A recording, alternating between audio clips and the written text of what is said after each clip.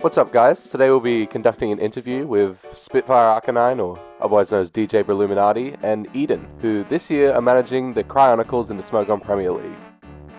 This is Eden. No, this don't listen to him. This is Eden. Yeah, okay.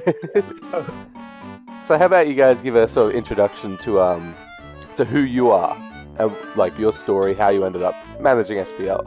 So actually how this idea came together was Piyush, after going 10-0 in SPL, randomly slid into my DMs and said, "Yo, want to manage SPL?" And I'm like, nice one. Where's the punchline? But then he was actually serious. And then since he was serious, I was serious as well. And then what ended up as a daydream ended up becoming a reality, because last year it was us in DMs with pray emoji. Will we get into SPL? And then now we're managing it. So it's kind of surreal in that sense, but we're confident after our World Cup. And then since we needed a fossil to round out our newer gens, we picked up, our good friend. They pulled me out of the museum for this one. Yeah, because there's quite an interesting contrast to your team, right? That sort of Smogon Gen Z India, who've really been taking over the tournament scene with great results with like My Java or you in Masters even, and Piyush going undefeated in SCL. But it's an interesting contrast of Eden, who's been around like forever, right? I mean, the last time I saw Eden was during a Uber's World Cup. So how did you two meet? How two different ages of this website sort of come together for this event? I mean, I'm not even as old as you'd think I am. I'm 29. He's definitely. That's mad cap. Okay, he's using a voice changer right now to pretend he's not 56. But yeah. Right. Yo, what the hell? How it came together was 2 years ago, or 3 years ago at this 2022 World Cup. That was the first year I played for Asia rather than India in World Cup. Because I don't remember. Yeah. So, and Eden was part of that, friend group of, the Asian Sea back then. So he was in that Discord. And then we mickeyed around and we had a lot of fun that tour. We had a streak of 12 wins or something in the qualifiers to become the first seed, and we didn't need to play round 2 of qualifiers. This was before, the World Cup format changed. So we needed to do qualifiers and then 2 more rounds of qualifiers to, get into the main tour. But since we were first seed, we skipped all of that. And our qualifier round was very funny, because it was all of us just hanging out, spectating the games as they were. And then we didn't expect to do that well. I'll be the first one to say that. And so, we ended up hitting it off then. We also, I reached out to him, or I don't know if he reached out to me, and then we managed DPPL this year. I think Eden can expand more on that. Right, yeah. Yeah, so I've managed a couple of tours before.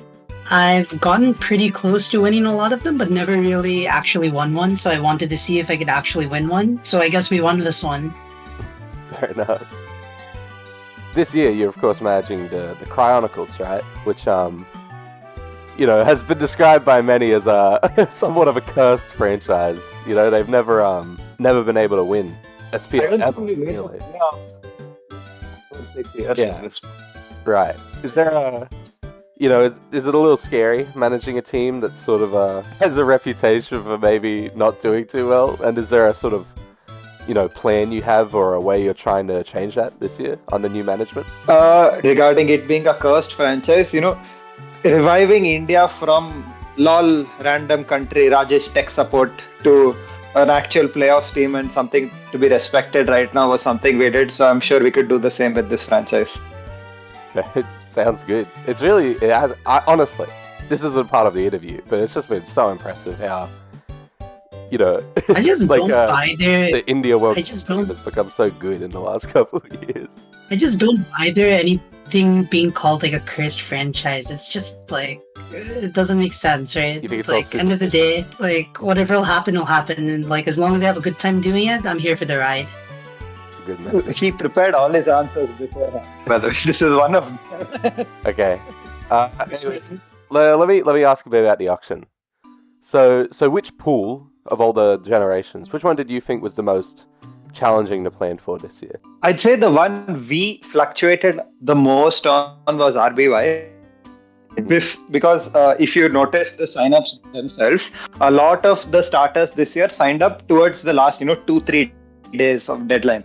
Like earlier in the first half of the week where the majority of the planning was done, it was just like Felix, Serpi, and then a bunch of everyone else in a similar tier.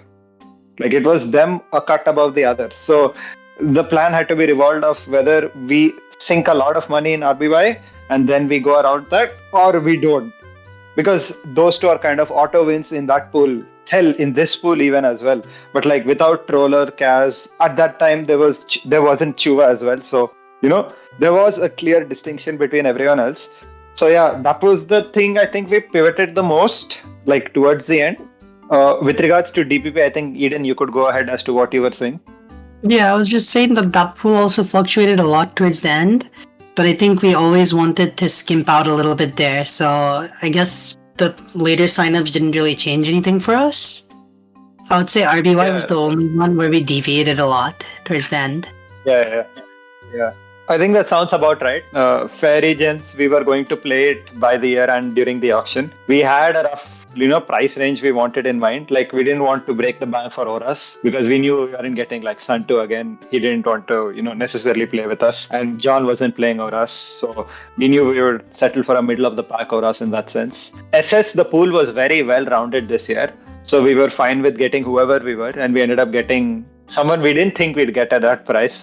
And SV was again something we'd manage based on the budget we had. Like we had a couple of names in mind and targeting them, but depending on whether we got them or not, we'd settle for a tier less player, if that makes sense.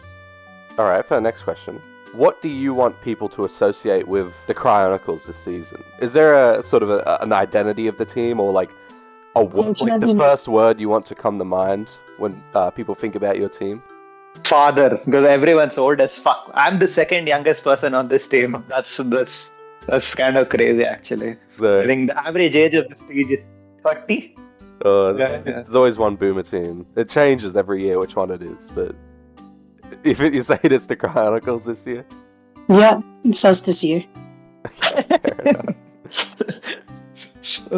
Alright. And just a couple more general questions. Which newcomers to SPL are you sort of most excited to see how they do this year? Any highly anticipated new faces or rookies that you want to see do well or maybe do badly? I'm not sure, but I'm personally excited for all of my OUPL teammates this time. Like half of them ended up on the Tyrants, VK, Fusion. Yeah. That's sort of good, and they have. They're known to always, foster new SV talent, as we saw last year, where they picked up, a couple of 3Ks and they ended up carrying the tournament. So I'd expect them to do the same. Surprisingly, it's apparently Pai's first SPL. I think he's on our team, but I'm still rooting for him in that regard. If it counts as the question. Yeah, well, I'd hope so. Would it be fair to call it his first SPL, given it's been 10 years since his last sheet game? If you think about Ladybug in that sense. Bro does not know Clefable. Dugtree got banned or something like that. So last time he was playing SPL was when he was bringing Carbink to X and Y in the first SPL for Gen 6.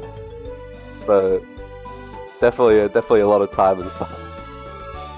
I think both of us are also very excited for Nicole's debut in RBY. I think Eden also was quite excited for that. Some Oceanics talent for sure.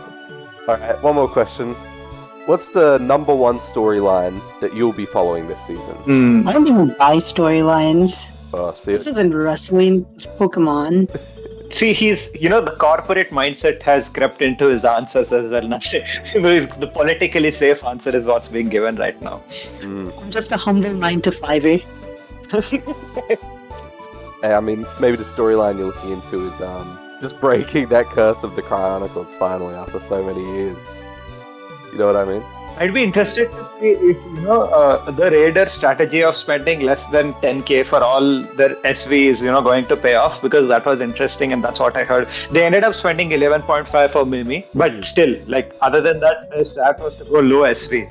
So I'm curious to see whether that pans out. That's something I'd like to see. The other thing is, firsthand I'm going to be experiencing whether these certain sure fix slots are doing their thing. And what I mean by that is, you always hear people saying Donut will always carry his GSC slot to 6 or more wins.